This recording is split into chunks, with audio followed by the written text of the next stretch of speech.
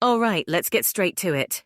Today I'll walk you through the steps to change your Facebook profile into a digital creator profile. First off, ensure your Facebook app is up to date. Head to the App Store or Google Play Store, and if there's an update available, hit that Update button and wait a bit for it to complete. Once done, open the app and log into your profile.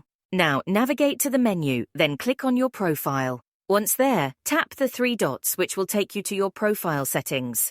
Look for the Turn on Professional Mode option, usually located at the bottom under the search bar.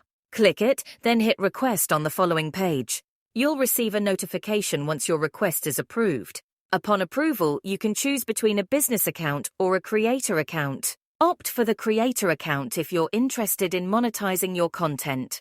If you don't see the professional mode option, don't worry. Updates roll out at different times for different regions, so just be patient. And that's it! You're all set to explore the digital creator world on Facebook.